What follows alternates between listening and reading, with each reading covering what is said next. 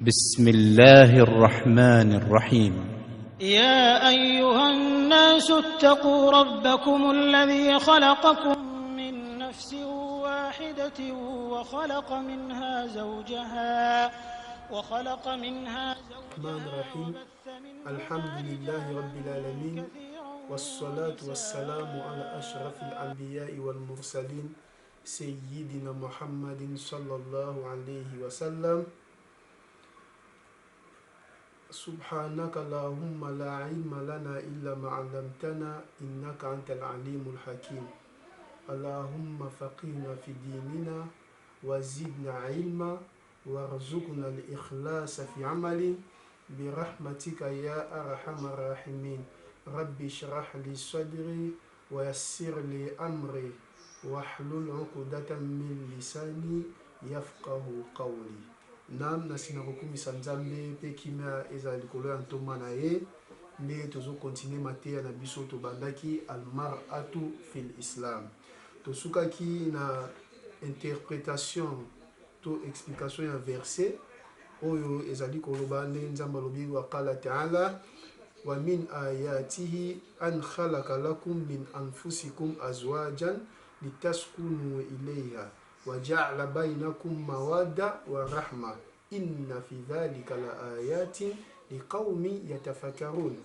Les versets que vous interpréter yangwana tozali ko continuer place ici ko tosukaki to koma kina waja'ala bainakum to expliquer moten nzamba lobi na che entre bino ai khalaqa tam nzamba bi na sali entre moi sina mobile bi mana ili ko laksa khalaqa na créer. Nzambe a créé waja'ala bainakum mawada wa rahma.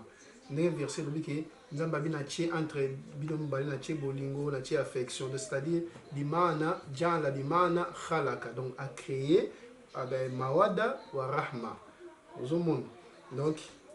wal mawadatu wa rahma baina zawjaini min khalqillah. Donc Nzambe a bien mawada ezali sorti affection wa rahma ezali pe sorti affection ya mawa nyoso mibale no nzambe alobi atie donc akeli ezali kati na bikela munaye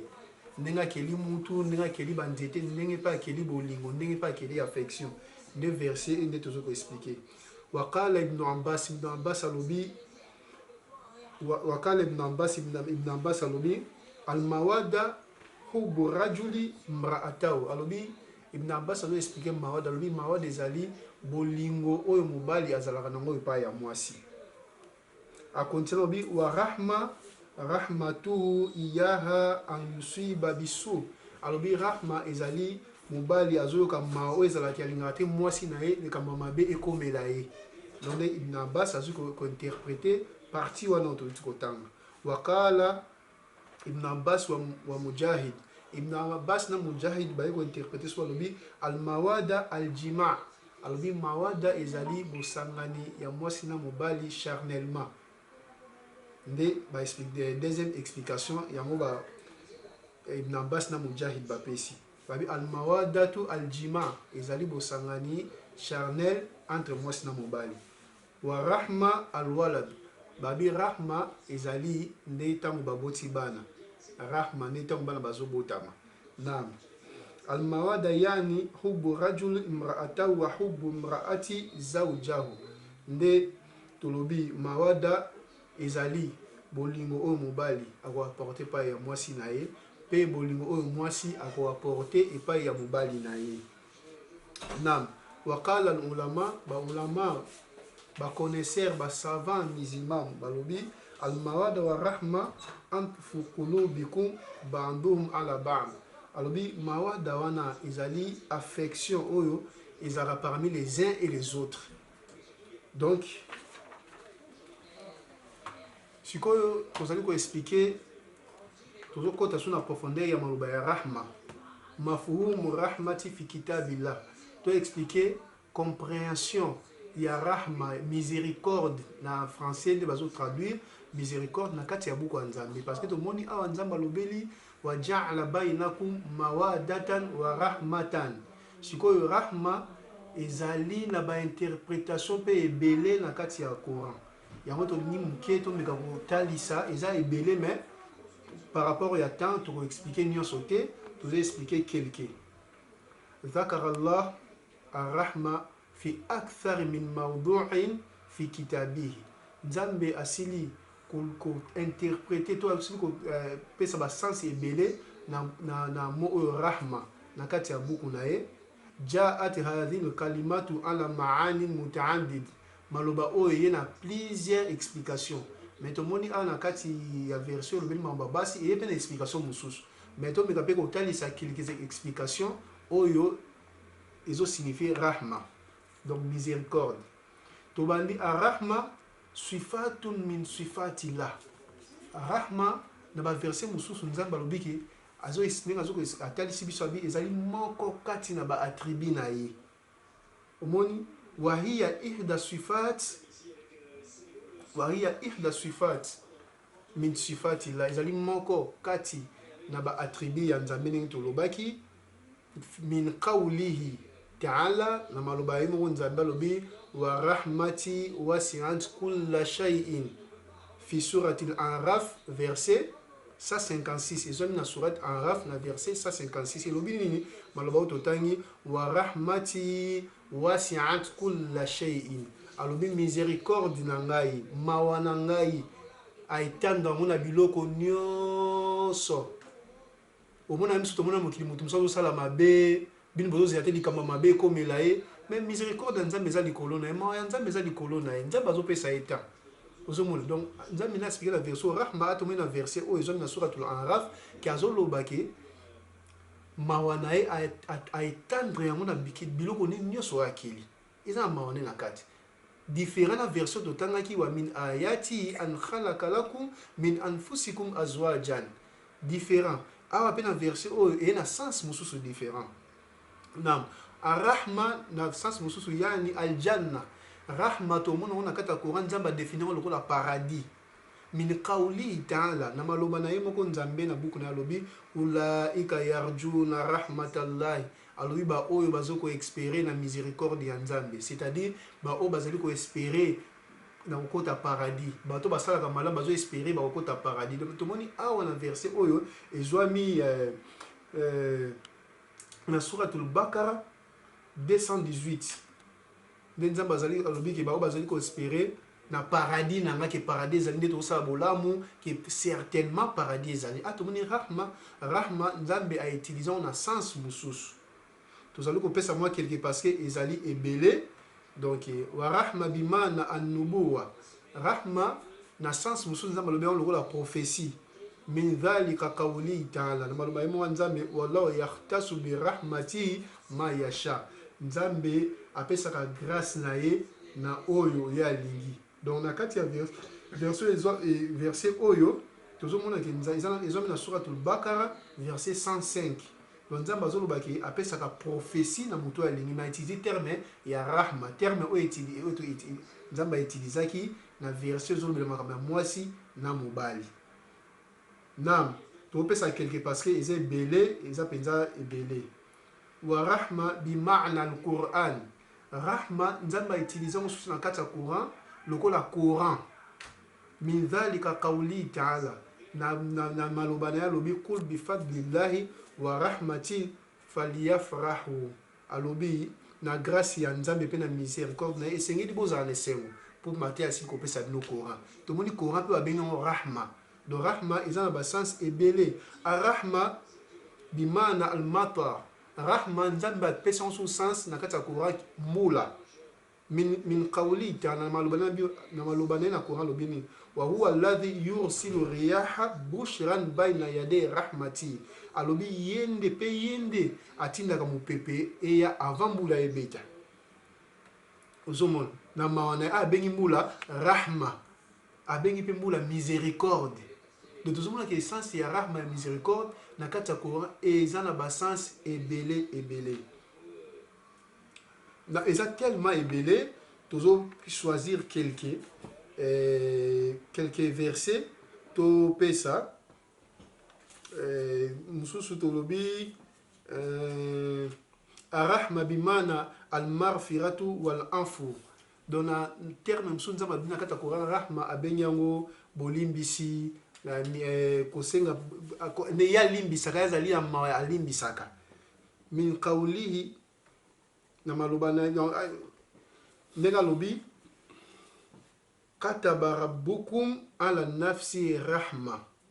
ozomona nzambe amitie amikomeli na ye moko miséricorde atiaki ye moko miséricorde epai na ye wana ezwami na suratul an'am verset 54 ay annahu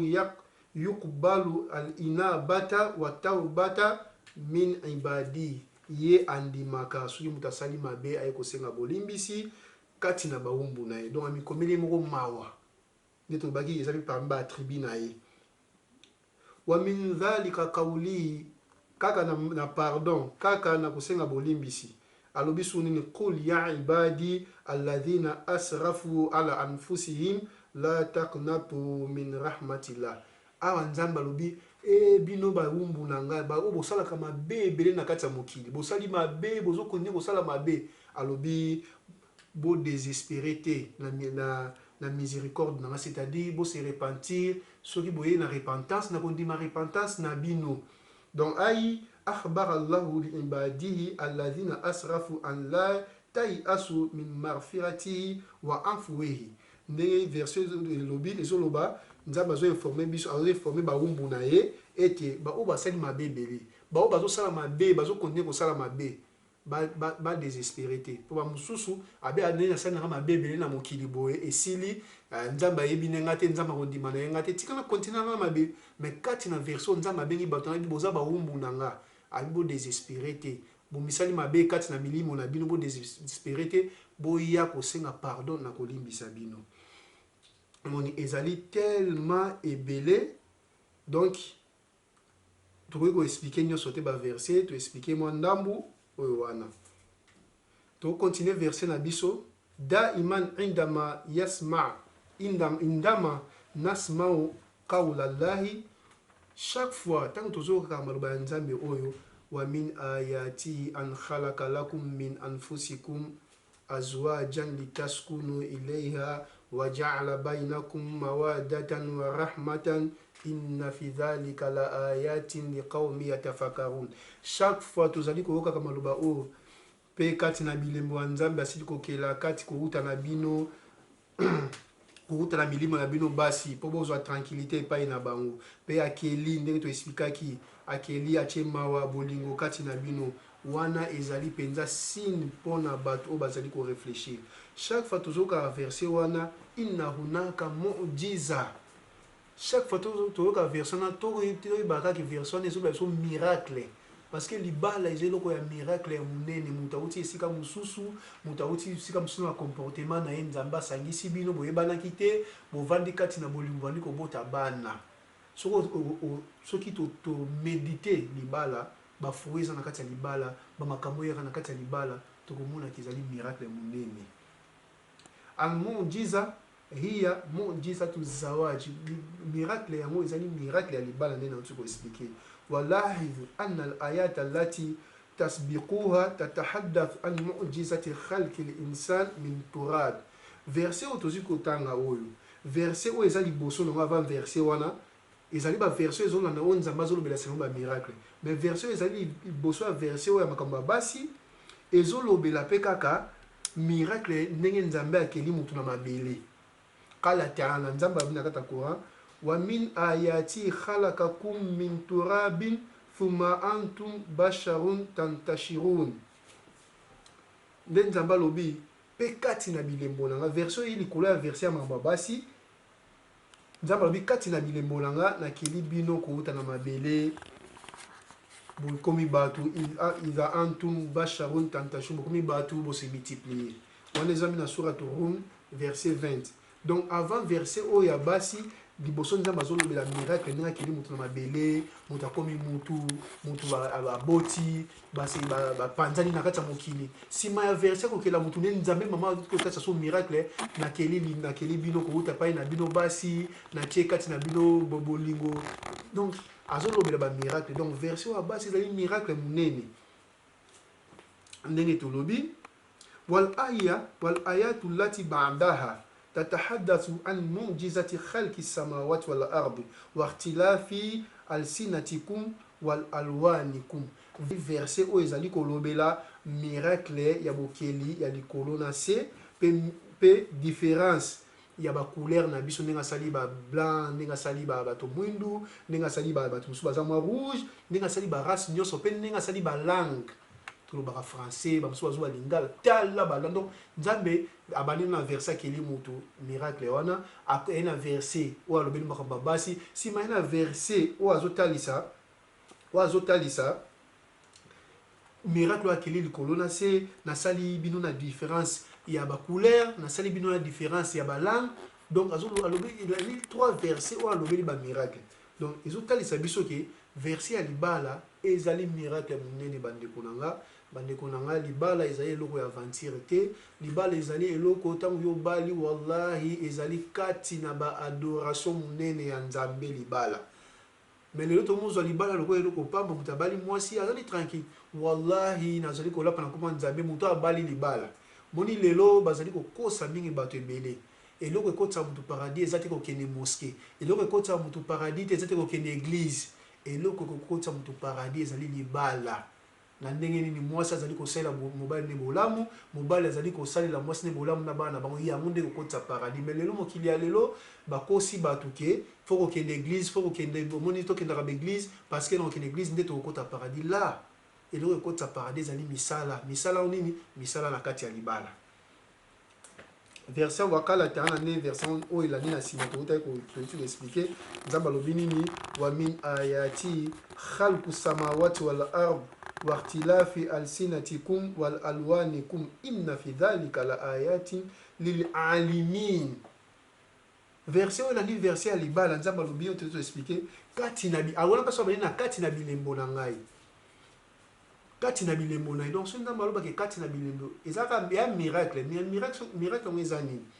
to expliquer moi muke min wa min ayati kati na bilembo na nga to expliquer liboso kati na bilembo na keli likolo na keli na se ou bien keli sanza na keli na moi mais ni les autres profiter biso na moto ba miracle mais tozo mona na moi ezo permettre biso to mona ezo permettre ba ke de musala ezo permettre ba rayon tozo profiter na ba rayon ya moi tant to koma na butu tozo sala ke tozo repos ezana makambo ba bénéfice ebele na auto yebi na auto yebite tant que totali na libala tant nzamba zo ba min ayati kati na bilembo na ngala keli ko uta na bino basi soki to méditer to mona ezana bolama bele tozali ko bota bana tozali ko zwa paradis na kati ya libala.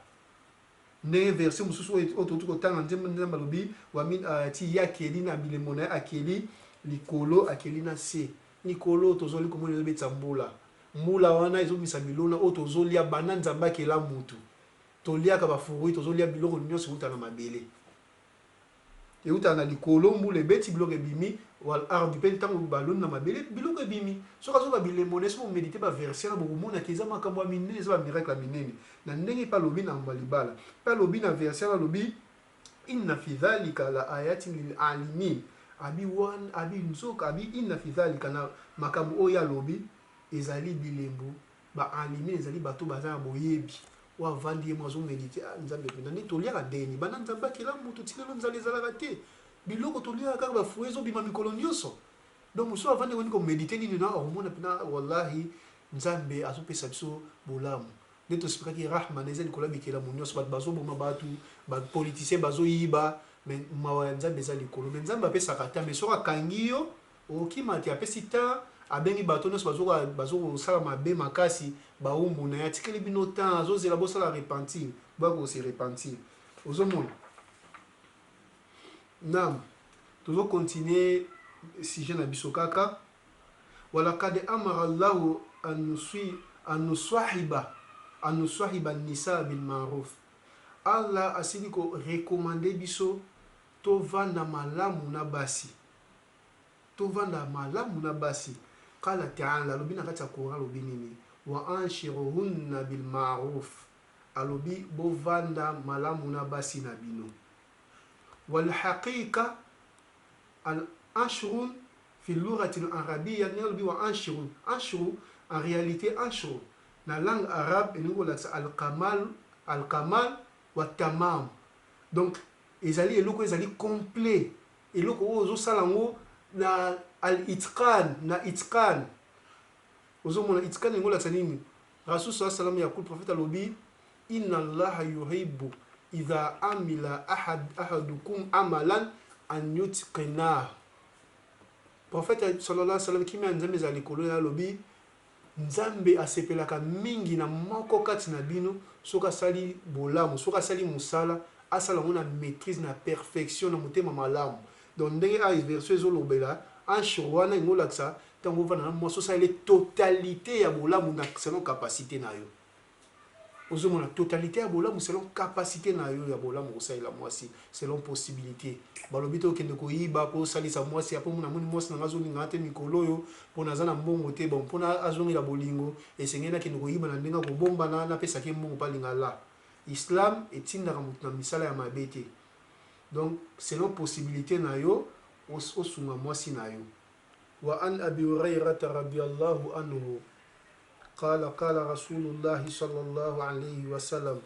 لا يفرق مؤمن مؤمنة إن كره منها خلقا رضي منها الآخر أو قال غيره رواه مسلم. كوته باي أبي هريرة وزاكي موكو كاتب disciple du prophète Muhammad sallallahu alayhi wa sallam alobi que prophète alobaki la yafraq mu'minu mu'minatan mundimi moko te ya mobali aboya mwasi na ye mundimi ya mwasi soki asali eloko moko esepelisi ye te radiya minha al-akhar abi mundimi moko te ya mobali aboya mundimi ya mwasi soki asali eloko moko esepelisi te mais soki eloko asali eloko esepelisi ye te mais aza mpe na makambo oyo ya malamu oyo asalaka. Donc rasul saa salam azotalisa bamusulman ke mwasi soki asali makambo ya mbeba kotala kaka mabe oyo asali te tala mpe kote ya bolamu parce que soki otali mabe ekoki epanza bino na kati ya libala aza motu ndenge expliquaki liboso ndenge lolenge nzambe asali basi. Ni prophète alobi la yafraq mu'min mu'minatan in kahira minha khuluqan radiya minha akhar. Donc mobali moko te aboya mwasi ne mpo mwasi asali mbeba kati na bizaleli ya mabe mais eza mpe na mosusu oyo mobali akoki kosepela nango. Par exemple mwasi asalaka eloko boye te mais kote mosusu aza fort na yango ndenge mpe moto nyonso azali nzambe asali moto azali faible. Donc basi toyokela basi mawa kama kala rasulullahi sallallahu alayhi wa sallam prophète na maloba mosusu alobi annisau shaqaiqu rijal alobi basi bazali bandeko na biso bandeko ya mibali. Yango prophète alobi motu moko te aboya mwasi na ye soki asali eloko moko esepelisi ete maza mpe na makambo mosusu asalaka ya malamu. Nam tokontinue na bahadith na biso. Alhadithu rawahu at-Tirmidhi wa Ibn Majah an Aisha radhiyallahu anha. Mama na biso Aisha asili ko rapporter qalat qala Rasulullah sallallahu alayhi wa sallam khayrukum li ahlihi. Prophète alobi meilleur d'entre vous mais le meilleur d'entre vous muto azali malamu kati na bino muto azali malamu kati na bino alobi o azali malamu na famille na mwasi na ye ndi azali meilleur azali te muto azoki epanza masanga pa ya bato to muto azali kosala bapagai o azali kosala nini mais o azali na bizele malamu na famille na mwasi na bana na ye. Wa ana khayrukum li ahli. Prophète ali po ngai prophète ya nzambe nazali mutu aliboso parmi bino azali malamu na basi na ye nasalaka malamu bana na ngai pa ya basi na ndi azoconseille bamusulman basala mpe lolenge lina. Wa hadha dalilun anzimu ala mahasini din wala ezali épreuve monene ezo religion ezolakisa biso ya kosala bolamu. Prophète ye moko alobi ngai nazali meilleur d'entre vous oyo asalaka bolamu na basi. وجعل رسول الله صلى الله عليه وسلم الإحسان إلى أزواجه والعيال. Prophète ya nzambe kimi eza likolo na ye ye azalaki kosala bolamu epai ya basi na ye bafamille na ye wadhawi rahimihi mpe bafamille na ye barelation familiale na ye wa akaribi mpe bao bazali baproche na ye. Wakana ahsana nnasi anshratan lahum azalaki meilleure personne ou azalaki kosala to expliquer en sharatan azalaki meilleure personne azalaki kosala bolamu na totalité. وكان على خلق عظيم كما وصفه الله في القرآن azalaki na comportement moko excellent ndenge nzambe asili kodécrire na kati ya Coran wakala taala nzambe alobi innaka laala khulqin azim na kati ya Coran nzambe alobi prophète Muhammad sallallahu alayhi wa sallam ozali na comportement moko très élevé parce que inchallah bamate koyebele ya bacomportement prophète comportement ya prophète soki peut-être nzambe apesi makasi tokocomprendre ndenge ni prophète azali kovanda na bato toutes les personnes confondues comportement ezalaki ndenge nini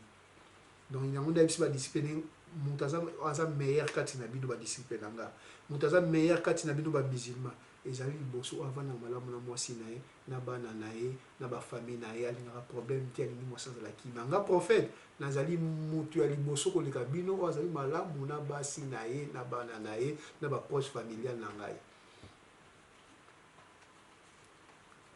وعن معاوية رضي الله عنه قال معاوية بيزالي موكو كاتنا ما ديسيبل البروفيت محمد صلى الله عليه وسلم الوبي قلت يا رسول الله دي اتوني بروفيت يانزاي معاوية زو رابورتا لوبي قلت يا رسول الله نتوني بروفيت يانزامبي ما حق زوجتي أحدنا عليه الوبي نيني زالي دوا يا بيسو موكو نا بيسو كاتنا بيسو يبا يا مواسي نا ايه ايكو تونا بروفيت بونغو قال صلى الله عليه وسلم prophète a répondu à l'obi en tut'imha idha ta'imta alobi droit na moko kati na bino epa ya mwasi na bi alesa mwasi na na tango yipa sili kolia poto mona wa mibali mususu emso atike lo otea kolia na ndako yake ni restaurant allié tanga zoni ndaka vandu a mwasi na ma vraiment mbongo ezate pa moni ke mbongo eza muke na pesa ti malamu ngane na tonda le prophète alobi tango zoni ndoko kolia kanisa mwasi na yo wa antahsuha iza tasaita petangu yo zuye loka kolata kanisa kosumbela mwasi na yo loko ya kolata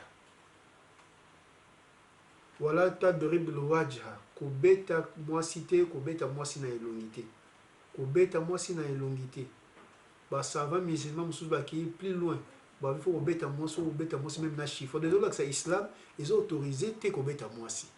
ou ko sala mwasi pasité abi ko beta même moi si na chiffre donc c'est-à-dire côté ko beta moi c'est prophète a pekisi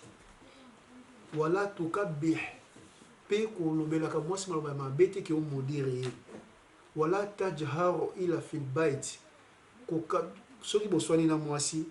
vanda na kata ndako batelo ko to swani na moi si bongana ki ko vanda pa leki na ngai na kei boye lokola to sololi te ngasko fona kende na vanda na place mususu ko ta biso bo swani matata na moi si vanda kana na kata ndako illa fil bait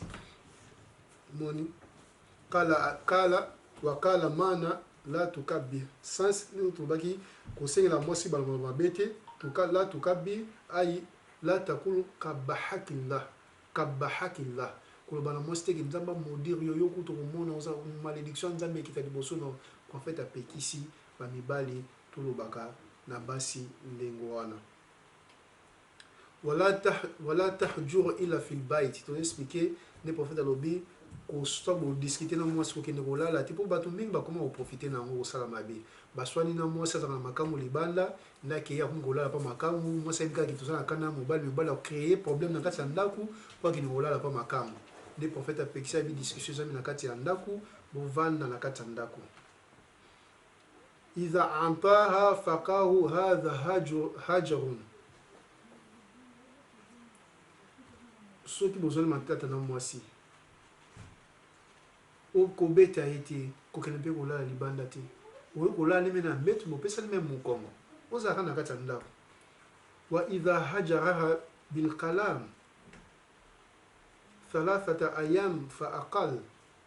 oyo kosala peki 3 jours bozosolisa mwasi te prophète azoloba bongo mpona kopréserve foyer mpona kopréserve libala mieux vaut takangi kosolisa ye te mieux vaut vandaka na kati ya ndako ozomona uso olalika bolala esika moko obopesi ye mokongo mpona koevite mabe ya makasi ekoma ozomona mais oyo ekomaki nake kolala libanda nake kosala boye wana eza malamu te nde bato ebele kati na mikolo ya lelo bakoma koprofite na yango ayebiki ayokani na makamu na ye alukeli mwasi ne problème na kati ya ndako baswani mpe babundi to nini pufu ya bimi tant il y a bimia qui revient na kamu kuna esengo mo satika na passe après une semaine be 3 jours azongi ba bongisi donc il y a ça la kaka ndenge wana pour pesa makamu mo espace des fois le moi si na problème là mtozali ko continuer wa an abi hurairah radhiyallahu anhu abi hurairah azali moko na ba disciple ya prophète Muhammad sallallahu alayhi wa sallam qala lubi qala rasulullah sallallahu alayhi wa sallam akmalul mu'minina imanan ahsanuhum khulqan wa khiyarukum